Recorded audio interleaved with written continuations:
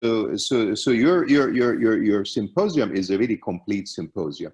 Going to Dr. Abu Bakr Nashar talking about the adolescents, going to Professor Abmegid Ramzi talking about the management of the extreme end hyperstimulation syndrome, covering the diagnosis, covering the classifications, and so forth. So initially, I had it all kind of summarized here, but I don't think I need the first 3/4 of it whatsoever. I mean, I want to tell you that there are two groups of women. This is what Howard Jacobs, my former boss 35 years ago, used to say, the obese patients with the central and metabolic effects and the young and slim patients. And we're all aware that those young and slim women are the ones that give us hyperstimulation, even worse than the overweight one. Their metabolic features are different, and although I fully agree with you that the metabolic features are not used for diagnosis, but they are different. Like here you'd have high LH to FSH, the others you have more of high insulin resistance. I would not cover those. You've covered them beautifully, the Rotterdam criteria, the NIH, and all that, the cutaneous manifestations, as you've all alluded to, the central obesity and its compounding. The mechanism of insulin resistance, maybe at one other lecture we can cover that. And honestly, I recommend to Professor Hassan Ali, my dear friend, and all the team, Dr. Ashraf Abouad, Dr. Shif Gafar, we can publish a little booklet, all of us together on those issues here. So let me go already from the end. And you've covered everything from obesity to hirsutism to amenorrhea. They talk about the groups of the combined oral contraception was very useful, was alluding to which ones were neutral, which ones were androgenic, and which ones were anti-androgenic. I think is very useful. This is the list that we have been through today from Professor Robert Norman's talk. Clomiphene, letrozole, and others to HMG and FSH to laparoscopic ovarian drilling, first as a treatment of the PCOS and to induce ovulation, and then also as a method to prevent hyperstimulation. Weight loss, no question, it is very efficient. And again, I'm running through those as if I'm summarizing the conference today. Been used 60, 70 years at this point in time. Most of the pregnancies happen in the first few cycles, so there is no point in staying forever on Clomid. It does not help at all. The endometrium, we all are aware that in normal cycle, you have this beautiful trilaminar with the Clomid. You do not get these nice endometrium. The effect is possible through the blood supply that is between the myometrium and the endometrium. That is where the anti-estrogenic effect is exposed. I will not, again, metformin, I'll say two words, that many of the prospective randomized trials that have gained famous, for example, this one in the New England 2007, showing that metformin alone did have no effect, and metformin when added to Clomid almost also had no effect. So Clomid was the winner here. And again, another study from the Netherlands showing you the same. But when you look at all the meta-analysis, as you have all showed today, this is another study in the British Medical Journal from Holland, showing you exactly the same, that there was no additional benefit from adding metformin. But when you look at all the meta-analysis, here is a meta-analysis on 17 studies that you have mentioned today, and definitely showing you that the addition of metformin was useful at induction of ovulation, as well as getting pregnancy. And again, another one where metformin was added to FSH, showing you that it is beneficial. In clinical practice, I do use metformin. I use it more for the obese than the non-obese, and it could be helpful, as you've just mentioned a few minutes ago, in the non-obese because of lowering of the insulin levels. Aromatase inhibitors, you've had that covered beautifully in another seminar, so I will not go into that much. Laparoscopic ovarian drilling, this is one of my surgeries, doing laparoscopic ovarian drilling using robotic surgery. So I always joke and say that this is how to, instead of using Clomid for $5, you do a robotic surgery for $25,000. This is the summary of this study. Again, I want to mention one probably very important message. You've heard Dr. Abmegid Vamsi, my dearest friend, and he's telling you that high dose so-and-so causes extreme over-response and hyperstimulation. And the patients themselves are over-responding. And then we move on to the very low dose, 37.5 and so on, say it doesn't work. Well, the real issue for all of us, the challenge, is what's in between. What's in between? And this could be Dr. Hassan Ali, and I'm just throwing this idea, a topic for another day, another talk. By all the real clinicians, that you use 300, you get a very high response. You use 225, you still get a high response. You use 150, you don't respond at all. So forget about the 37 and the 50 international units today. That could be a talk for another day. But let's focus on the in-between. The in-between is the challenge, that if you lower those just enough, you get no, and if you increase it a little bit, you get still extensive response. I think that today, and I'll come to that in a minute, all these factors here are used by all of us. I mean, you know, and forget about is AMH better or antral follicle count. Of course, anybody that is going through IVF has to have an ultrasound and has to have an AMH. I mean, it would be a kind of bizarre to do a treatment that is so extensive and detailed and don't do those. So we do all that. We take the age, of course. We take the previous response into consideration. You know, a patient says she's been admitted twice before. You have to be careful. However, what does the word careful mean? I mean, what does it mean 150 instead of 2? Does it mean 150 instead of 225? And you can, there is plenty of interesting literature, though not as conclusive literature in this group of patients. Again, this was AMH, where I'm not going to cover all today. Let me go into the part that I really want to focus with you today. I think that today, and I have changed radically, and we, you know, many years ago, we were part of the team that popularized the GnRH agonist in London in the 80s. I mean, at that time, you know, when all IVF started, we were in central London, and the commonest protocol that we have used from 84 till 86, 87 was a combination of two things: clomiphene citrate 100 milligram from day 2 to day 6, HMG day 4 from at 150 units a day. This was this protocol. And then one of the EFRE meetings, a group from Belgium suggested that the agonist might play a role. And then my mentor and boss, Dr. Howard Jacob, Professor Howard Jacobs, one of the legendary pioneers of polycystic ovaries, suggested that we give it a try. And Richard Fleming from Glasgow did some work, and we started using it extensively. And we did, I mean, a series of studies, really extensive studies by Dr. Charles Kingsland and others. And all those suggested, actually in a prospective randomized clinical trial using different protocols of agonist on first-time IVF. And there was like one of the largest of them was 800 randomized study on first-time IVF, showed that this was a great thing. So agonist stayed with us for a decade. So it was very difficult for me to change from agonist and so forth. The real change I changed is not because, is really for two reasons. As all of you concluded correctly today, that the antagonist decreases the OHSS.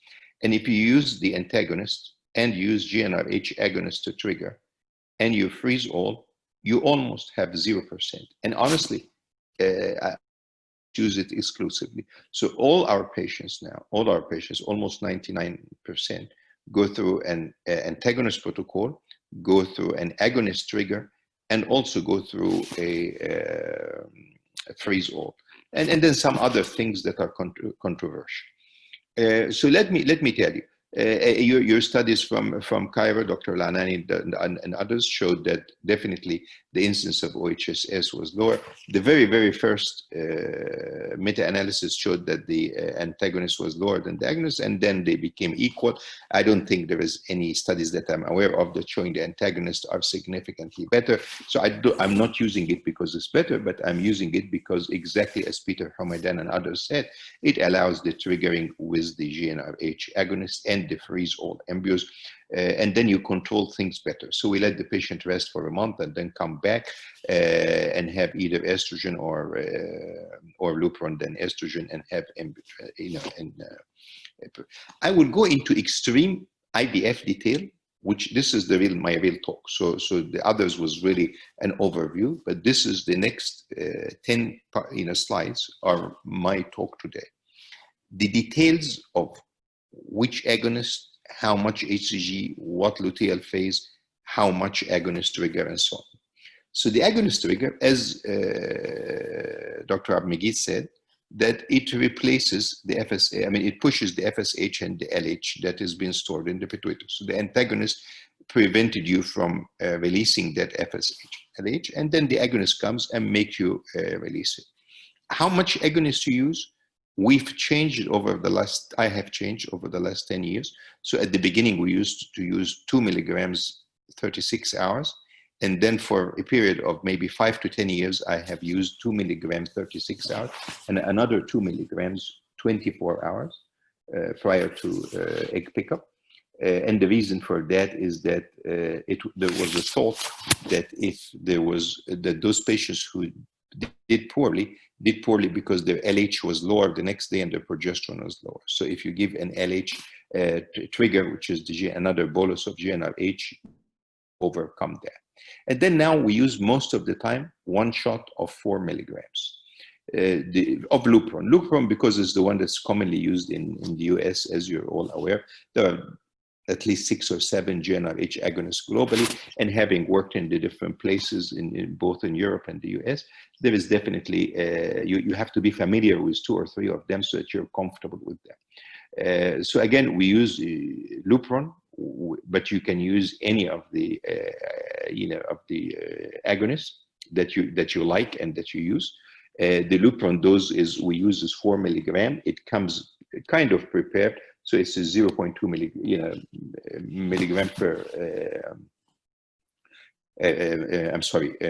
2 international units per 0.2 milliliter. So when we use the 4, we use about 0.8 ml of the agonist as well. If you do that and you freeze the embryos, it would be rare to have hyperstimulation. Could you have hyperstimulation? Yes, you could, but it would be truly rare to have hyperstimulation. And as we all get older, we try not to deal with them at all if we can, unless you use. So again, the dose of the agonist that's been used has varied from 1 milligram to 4 milligram. I'm unaware of higher than 4 milligram being used routinely. We currently use the whole 4 milligram. A higher agonist dose would be expected to displace the antagonist more effectively, because if you bring the patient, and you don't need to bring the patient, but if you do, and check her LH and HC and the progesterone the next day, and it's very low, it was thought that this is why some of those patients failed. So many people used 2 milligrams and 2 milligrams. I'll show you data to the opposite in 2 minutes. So at this point, we're using 4 milligram once a day. Could you use it in hypothalamic amenorrhea? The answer is no. So what is the price for the agonist? The price for the agonist is that if you're still going for fresh transfer, you will have a very poor luteal phase with a very marked, very poor luteal phase. This is a study from Bruce Shapiro from Las Vegas 10 years ago, where he showed that the agonist trigger was associated with basically a poor luteal phase. And Bruce Shapiro is one of the biggest advocates for freeze-all in all the cycles, not just in specific. But at least there are 4 or 5 indications for freeze-all, including, of course, over-response, but many others, including also using the GnRH trigger for any other reason, including high progesterone, like most of us do. If your progesterone is above 1.5, then you would consider also a freeze-all. This from the GCM 15 years ago or so, showing you the difference in luteal phase between in normal responders between a group of women who were given HCG and another group of women who were given GnRH, and it shows you quite clearly that the progesterone levels are significantly suppressed in the luteal phase in women given GnRH agonists as opposed to women giving HCG in this study very clearly. Going again from Cairo, this was a meta-analysis, and I think was followed by at least 2 more since then. But this was 8 randomized controlled trial. 3 of those were were also using donor eggs, not done in Cairo, but these were done internationally. And when they looked at the agonist trigger versus the HCG trigger, in the agonist trigger, there was 0 in 437 cases. In the HCG, there were 28 in over 400 cases, giving you a 7%. So where is the catch here? The catch here is the last line, is that the live birth was reduced. So if you do use Lupron trigger, and again, this was not his own study, so he was not trying to push either, the hyperstimulation was significantly reduced from 7% to 0%, which is remarkable, but the live birth rate was also reduced by 56%. The odds ratio was 0.44, and the confidence intervals are quite remarkably, there is 0.29 to 0.68. What do I mean confidence intervals like that? That you really, this is not something that is borderline, that there is definitely a price to be paid. So again, so far, I've shown you evidence that in many of the randomized controlled trials, there has been a significant reduction in OHSS. There has been also a significant reduction in the pregnancy rate. So what do we do about the pregnancy rate? Bart analyzed and said, well, why is the pregnancy rate low? So here it is. He looked at the luteal function, again, another JCEM, Journal of Clinical Endocrinology and Metabolism, study showing you the LH, FSH, progesterone, and estrogen in women giving different agonists, including Lupron, which is leuprolide acetate, triptorelin, and so forth, and comparing with HCG. And showing, again, a remarkable difference, and then showing you also what happens when you start supplementing with progesterone in the form of IM injection, 50 milligrams. 6 years ago, in 2015, almost 6 years, 5 years ago, they looked specifically, what about PCOS patients, our topic for today, versus non-PCOS patients, and what do you do if you use an agonist trigger? So they looked at PCOS patients, and there's 40 of them on the right side, and the non-PCOS patients, and there was 74 on the left side. And they looked at the number of follicles. The number of follicles was higher in the PCOS, but both of them were remarkably high, 35 and 30. When they looked at the number of eggs, the range was higher with the PCOS, but the mean was the same, was about 16. We looked at how percentage maturity was 80% versus 74, and the fertilization rate was closer. So what is important about that? When they looked about what are the odds of things going wrong, in the PCOS patient, 3 women had no eggs. Like they had all of, so here I showed you they had up to 35, mean 35 follicles. But here, 3 of them from the 35 follicles got low eggs. There was always the hypothesis that the women that did not get eggs after triggering is because the trigger didn't work. Why do I mean by didn't work? It did not release the LH. So if you bring them the next day and check the LH, that LH should be 15, 20 or more milli international per ml. So they thought, well, must be that the LH was not released, and hence the luteinization in the granulosa cells was not complete, and the progesterone levels were low. But all the 3 patients in this particular publication that was there had actually an LH 12 hours later, meaning that the bolus of Lupron or GnRH was given, say, 8 p.m. At 8 a.m., they had the blood test, and it showed an LH of more than 15. The progesterone also was good, was above 3. of the women who have LH, all the three that I told you failed were basically did not have those normal, basically had perfectly normal criteria. When they said, okay, what do we do now? We don't have eggs. They gave them HCG to give them 10,000 units, and it did work, and they got eggs, but the patient had severe hyperstimulation and was hospitalized for that as well. And we can talk later about the dose of HCG and the chance of hyperstimulation and so on, but that is not the main point. Another study was not a paper, but was an abstract, was a poster in the ASRM in about 2007, that said that there is a certain high rate of what we call empty follicle syndrome. Basically, that you give the Lupron and then you look at it at the follicles after aspiration and find granulosa cells, but do not find mature eggs. So they stopped after they did one side, they did half the case, and they stopped, and then they did the other half 7 hours later after, and they got a mean of 8 eggs. So this is the second study, the 2007.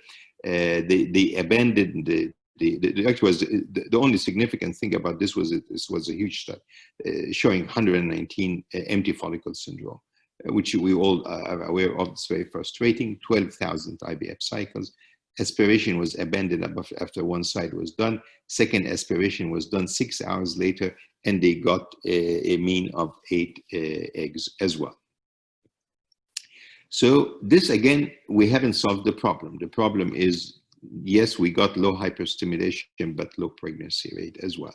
So people said, well, what if we give a little bit of HCG, not much HCG?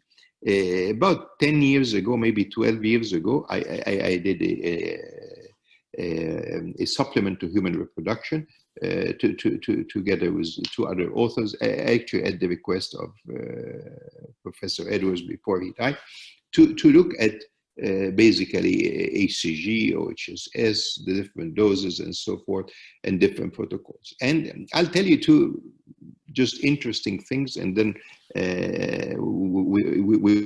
with your speakers today, the discussions on those could be unlimited. But I'll tell you two, I think, very interesting points to me. The first point is the straightforward one. One of my co-authors on that was Dr. Luciano Nardo from the UK, and he looked at the dose of HCG. What would happen if you lower the dose of HCG? Would you abolish OHSS or not? And actually, the first one that ever came up with this idea was Dr. Hussam Abdallah from London. In 1987, he published Infertility Rates. So this study was done between 84 and 87. He used the 3 doses of HCG. He used 2,000, 5,000, and 10,000. And he showed that if you drop the dose of HCG from 10,000 to 2,000, you would get much less OHSS. But if you also drop the dose from 10,000 to 2,000, you will get much fewer eggs, a much lower pregnancy rate. I mean, this was 33 years ago. I couldn't remember the pregnancy rate, but the pregnancy rate was like a third or a quarter using 2,000 compounds. So he was the first to try that. There's been about 10 papers looking at that in the past 30 years. And then the summary is that if you use 5,000 instead of 10,000, you already does not abolish the OHSS at all. So the concept that you use 5, because it's traditional that, for example, in Europe to use 5 instead of 10 in general, and also in specifically in patients of high responders, because of the normal thinking that if the HCG is part of the problem, then lowering the dose would do. It really did not abolish that. So this was the conclusion of Luciano Nardo in our addition. This was actually an interesting addition to human reproduction. The second is something I could never really forget in my life. In the old days, and this is again before Google and internet and so on, we had this going back to the late 80s. So in 88, we had a case of severe hyperstimulation. It was not our patient, it was actually another friend's patient. from London. She ended up with a stroke, and we published it, and I published it in Human Reproduction. His name is not on that paper, but again, there was very little literature and data and so forth. So there was a library called the World Society of Medicine. I take it underground, go to the World Society of Medicine, get permission to have access to the whole thing, because I didn't know what to do with, I mean, it was the patient. The patient stayed 21 days in the intensive care. And well, it was shocking. She had the typical huge ovaries, and they were bleeding, and we operated by, you know, as my boss at the time, his name is Ines Fisher. Dr. Fisher said, you know, the message from that is not to operate on them and not to call him. So I think he was absolutely right, because we couldn't get out of the case. I mean, but we managed to finish the case. So during the search for those articles, we find the original classification of OHSS. So Dr. Abmegid Ramzi kindly mentioned that we did a classification, me and Dr. Abu Ghar in 1999. Ours was the 5th in a series of classifications. The first one was 1967. So when I pulled it, forget about the classification and all this waste of time, I read with the greatest interest the cases themselves that they published. So this group was from 1977, was from Israel, before actually there was Israel at the time, as we know it today. They had a table of the cases. So it wasn't just, oh, you know, mild is this and moderate is more and severe is more than more and so on. They said what was done in the treatment. So a couple of those patients actually died. So the first classification involved 7 patients, 2 died. And 1 had an amputation. I mean, heroic stories. And like Dr. Amagid said, arterial thrombosis, etc. The most interesting thing, and you can still go, this was published in the American Journal, in the Gray Journal in 1967, was they gave the details of the treatment. Nobody at the time used, you know, FSH or HMG and then reached a certain size and then gave ECG. So there was no ultrasound and there was no hormone. So they would do what they call the Insler score. They check how much mucus from the cervix, how big are the ovaries on bimanual exam, and adjust the dose. So they gave a bunch of HMG, then stopped, then give HCG, then give HMG again, and so forth. In many of those patients, in many of those 7 patients, and you can go and check this for yourselves, the amount of ECG that was given was around 28 to 30,000 international units. And again, nobody knew that it was 10 or 5. I mean, all these are recent ideas, not recent. I mean, there's no evidence that 10, I mean, who came up with 10? I mean, I tell you, some of the most eminent people in London in the 80s used bigger doses than that all the time, not for any individual occasion. And they always felt that the cumulus was better, etc., etc. So what I'm telling you is that the ECG is one of the least investigated areas in our field. So anyway, because the Lupron gave very low pregnancy rates, so they said, well, let's give a spoon of sugar. So they used 1,500 units of ECG. And indeed, there was a significant improvement. And a group from New York, Dr. Benadiva and his team, they said that if your E2 on the day of ECG is less than 4,000 and you give the agonist alone with estrogen and progesterone, even at very high dose, you will get very low pregnancy rate. So you have to add about 1,000 units of ECG. Personally, I freeze all. I do not do fresh transfer on those patients. Again, from Peter Hamaidan, another prospective randomized controlled trial. He had 300 patients. They were randomized to agonists plus 1,500 the ECG or 10,000 of ECG. And when he looked at the pregnancy rate, it was the same. So it became obvious that if you're going to do a fresh transfer, then you use the 2 milligram of Lupron or more if you wish, plus 15,000. That ECG was done at the time of the retrieval, not at the time of the classic ECG to mature the egg for resumption of meiosis and so forth. So the ECG was given later to help the luteal phase. They used daily vaginal quinone and then oral estrase 2 milligrams twice a day as well. And they still had only one patient who developed severe OHSS in this group of patients, 1 out of 71. Again, it is meaningless to say, oh, this is 1.5% or so on. Bruce Shapiro, again from Las Vegas, this was a retrospective. This was not a prospective, and he did many retrospective randomized trials on the elective freeze-all. But here he used 3 protocols. He gives, in some patients, he looked at the patient that he gave the agonist on, meaning giving GnRH agonist without giving any HCG, and they had about less than 100 patients. Another group, they did dual trigger, meaning they give both an agonist plus the HCG, and then in the last group, he gave the agonist, but he gave tremendous amounts of estrogen and progesterone. He gave the HCG depending on the weight, so he gave from 5 to 15 units per pound. Basically, that averages to 1,500 units. So just for simplicity, when we say dual trigger here, we mean agonist plus 1,500 units of HCG. And they looked at the 3 pregnancy rates, the pregnancy rate in the 3 groups, The pregnancy rate, if you used agonist alone, was 25%. When you used the dual, meaning agonist plus 1,500 units of HCG, it was almost 60%. And if you used agonist and intensive luteal phase support, it's 50%.